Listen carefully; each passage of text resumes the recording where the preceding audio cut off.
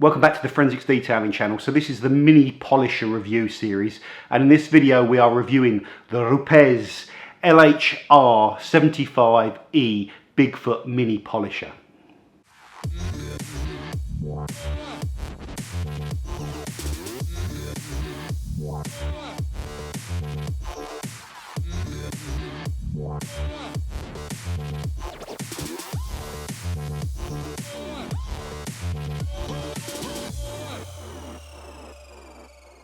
So first up, just for anyone that's new, I know we've done this speech many times, free spinning dual action polisher. The plate that holds your foam pad in this machine is offset in a free spinning bearing that's not mounted in the centre, it's mounted on what they call the throw. So this tool has a 12mm offset or throw where the plate is mounted. So as the main axle rotates, it generates spin and scrub from the orbit, so you get two forms of rotation. The fact that it's free spinning means that you can't really over pressurize the tool and overheat the panels, and they allow you to cut at a certain rate which is safe and reduces the risk of kind of holograms or even going through the clear coat at certain sort of vulnerable points on edges and stuff like that. So they're safe and they're consistent. That's their advantage. The basic specs of this tool, guys, it comes in at around about 260 to 270 pounds as a tool only version. Now with all the Rupes stuff, they do kits that, you know, they match up, they offer you pads and compounds and stuff like that for these, and they colour code it all, which makes it very easy when you're starting out, which is a problem when you're picking loads of machines. What pads I've got to use, what size I've got to use. So they take away that complexity by offering you a range of pads specific to this machine.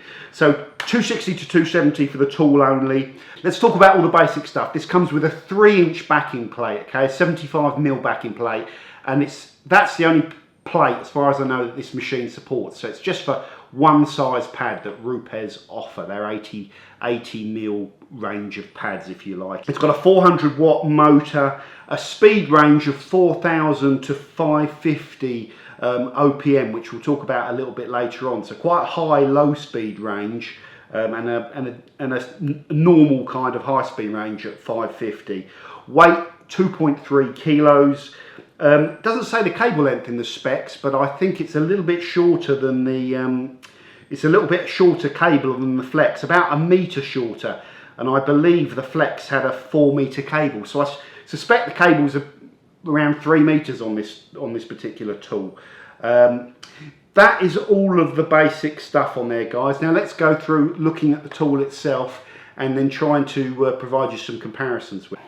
Well, let's go through the ergonomics of this tool, guys. So they're pretty small, compact. We mentioned the weight was 2.3 kilos. Things to talk about ergonomically are the rubberized kind of head where you're balancing and controlling and steering the tool. So your hand's there. So that's where most of the vibration is going to be felt. So that rubber comes in handy for reducing that and getting your grip on it. It's also got some little fins there for when you've got your fingertips over the edge of the machine and you're gripping it to help there, to help those fingers not slide off. Not sure how effective they are, but I'd rather they were there than not there. It also has a rubberized stand built into it, so you can flip the machine over and put it down on the bench when you're not using it, which is a nice little feature. Has an on-off latch switch, which is a regulation thing. They have to use them, so on.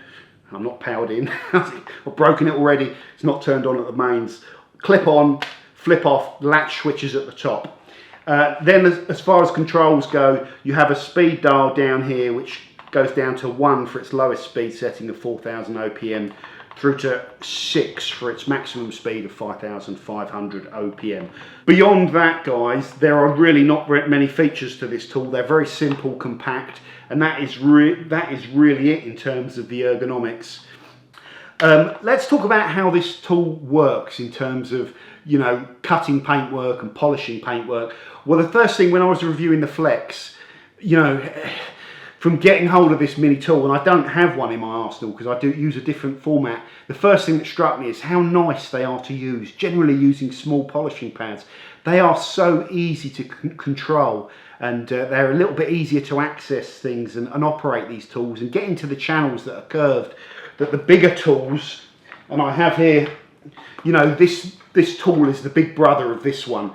This big long throw LHR15 Mark II that we've reviewed on the channel, great tool, you know, solid as hell, but needs to really, to excel, it needs to work on a flat surface where the spin is less prone to either slowing down or stalling completely.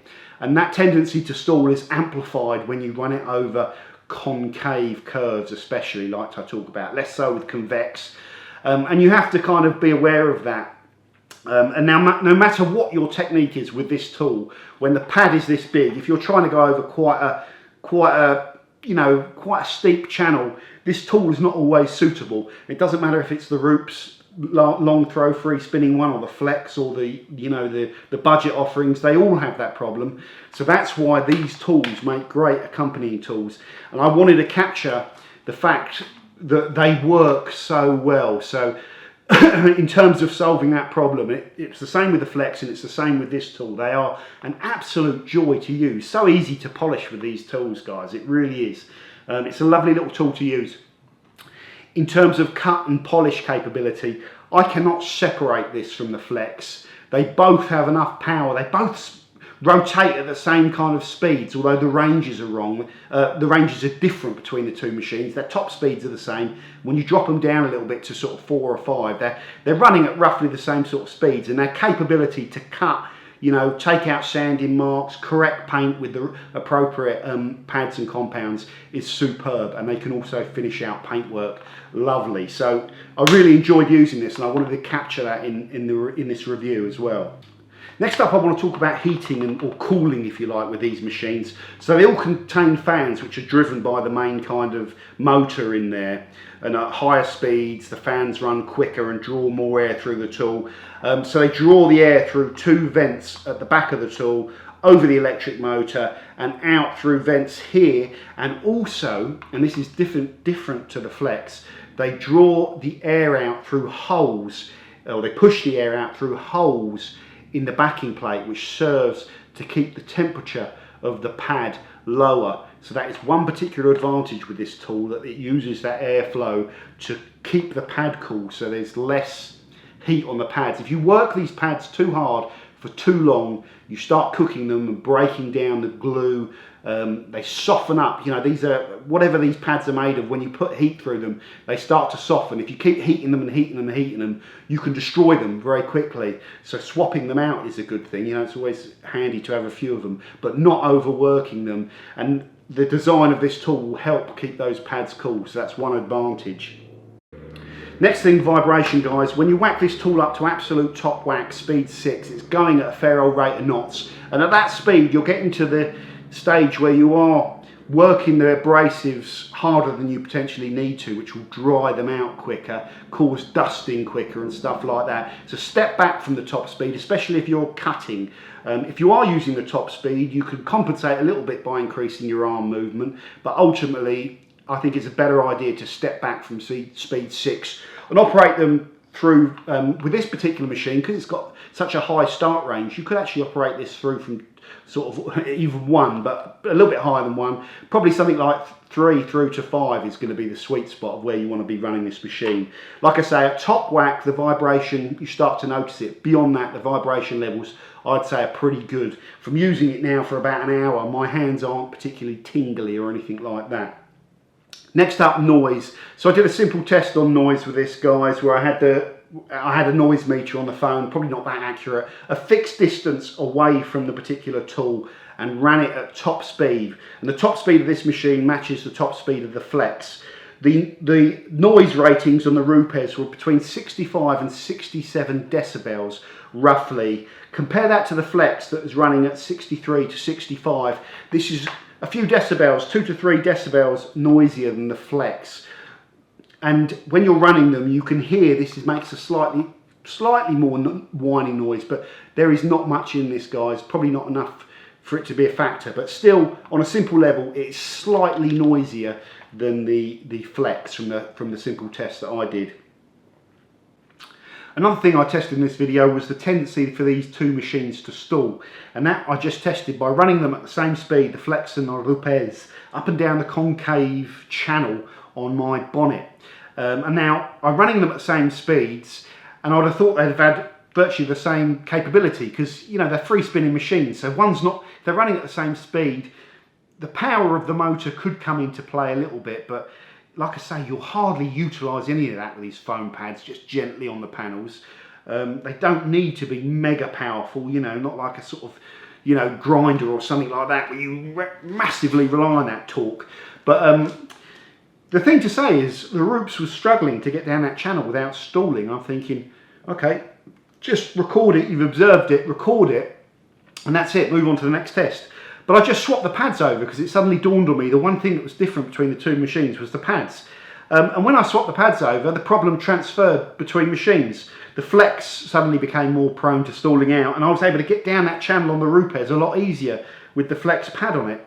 And that, now the size of the Rupes pad, it's 1 or 2 millimeters in radius larger, so say 4 to 5 mil in diameter, perhaps larger than the Flex. Not much in it, but I think it doesn't feel that any more stiff or anything. The foam seems very similar, but I think it's more the shape that this kind of straight cone wall, you know, creates a sort of pad that prefers staying flat for me.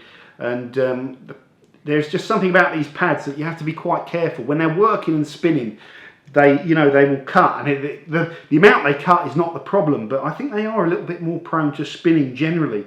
That being said, that all the pad manufacturers, not just Rupes, are developing these cone pads for long throw machines. So there's something about the design of the cone which is suitable for them, and the hole in the middle to help with the cooling and all that sort of stuff. But there's definitely something about these pads that makes them a little bit more prone to stall, and it's hard to try and work around that because it's very easy to stall them out. So I made a note of that. Not a specific issue to the tool itself though. Okay, so finally the thing everyone probably wants to know is, like, which one is the better tool? Which one do I need to get, basically? Let's cut to the chase. Now, the most important thing to take away from this video, in terms of capability, both of these tools are virtually identical. They spin at the same maximum speed. They have the same offset, and both have enough power to deliver kind of, you know, do correct paint with, you know, work abrasives reasonably hard, you know, do every sort of heavy duty compounding task you'd need with the appropriate kind of abrasives and pads, all the way through to fine polishing. They both absolutely passed on that, and they should do. You know, these guys are leading the way. It'd be an epic fail if they weren't good at that. So in terms of capability, either tool, honestly. What are the fundamental differences between these tools? The things I want to point out, the biggest differences between these tools are, number one is the speed range. Flex have picked a much wider speed range that starts at 1800 RPM through to 5500, whereas the Rupes start at 4000 through to 5500. Now, you could argue that the Rupes have probably got it a little bit better than Flex there, although some people might say that at 4000 RPM that's a speed that you can actually polish at and stuff like that. So perhaps the Rupes could come down a bit and the Flex should come up a bit. But the bottom line is that is not a major factor either way. But it's a big difference between how they scale their speeds. That's one thing that's important to take away from this. What is the Rupes tool doing better? Well, I've wrote beyond that kind of speed range, which is perhaps slightly more sensible. There's three main things, guys. The first one is the obvious thing. The Rupes offer is a better price. Okay, so there's not a massive amount in it. You're talking about 30 quid here and there between the two tools, but for that difference you could buy the Rupes kit and get loads of pads. So it does make a difference, the price, and some people will be what's the word I'm looking for, influenced by the fact that the Rupes is cheaper. The next thing, like I mentioned, the Rupes I think has not a better cooling system in terms of keeping the machine cool, because the Flex machine is very good at that as well, but in terms of keeping the pad potentially cooler with the airflow through the plate. How much that affects your work, it's hard to gauge, but I think it's fair to say I'd rather have it than not have it. There is another advantage with the Rupes, that when they sell you all these kits and stuff like that, they make it a bit easier if you're starting out to understand what abrasives to use with what pads. It's quite simple, isn't it? It's all colour coded and it's easily available. Flex do offer abrasives and pads as well, but they're not colour coded, and you probably have to do a little bit of digging around and research and stuff like that. So there's a slight advantage there to Rupes, to making this a little bit more user friendly for guys starting out. Next up though, some of the disadvantages where the Rupes falls short of the Flex. The Flex is lighter at 2.1 kilos. The Rupes LHR75 at 2.3 is actually the same weight as the full size compact rotary or lightweight rotary, the PE14-2. So times have moved on a little bit now, and this design is a little bit older on the Rupes, but the weight is a slight factor, and it's an important factor as well. Even though it's fairly minimal, there is a noticeable difference in weight, and you just want the lighter the better.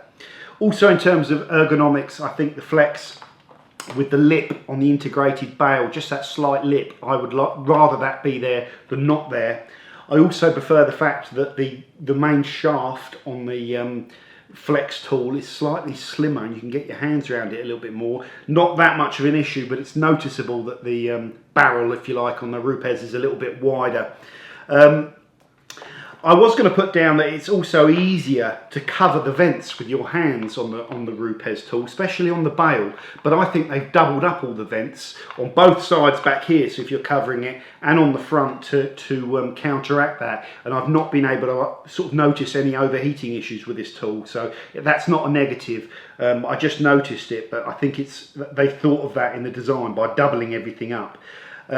What else? There's one ergonomic thing that I'm not too keen on the Rupes, and that is the speed dial being underneath the power cord. When you've set out your polish, you run it at one particular speed, and then you adjust the speed, and you don't just whack it up to full notch with this, because that's a little bit too fast. So you want to set it somewhere where you want it to be, you know, somewhere between 4 and 5 typically.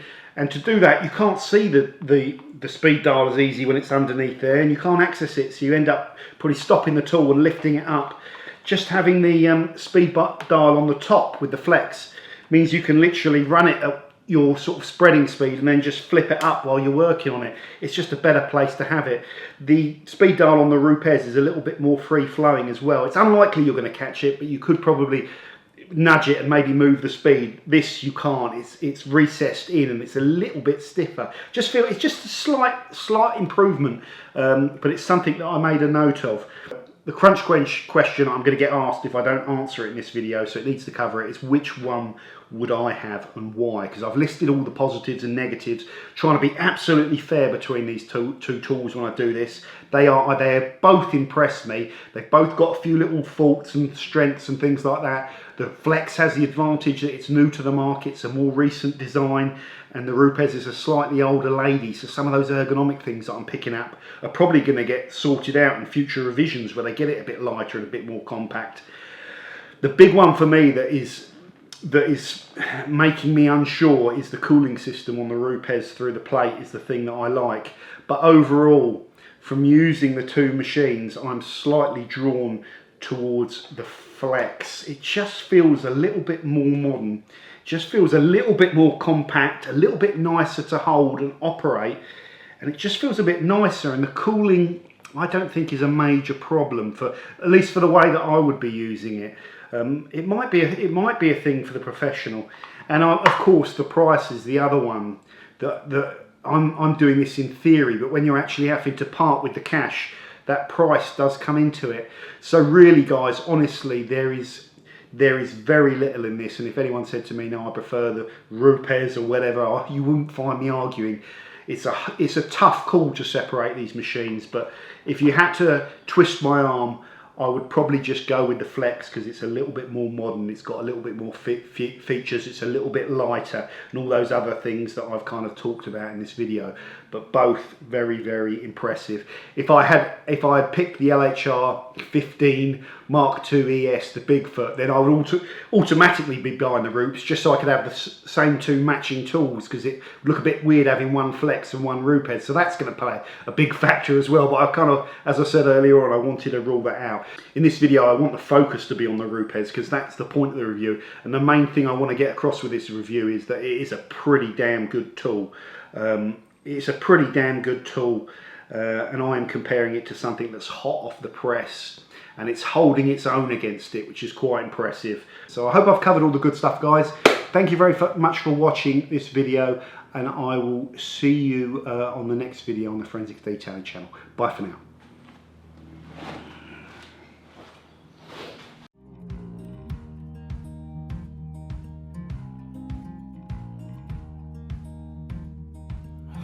holding on to what I knew, but the moment's gone. Where was I when you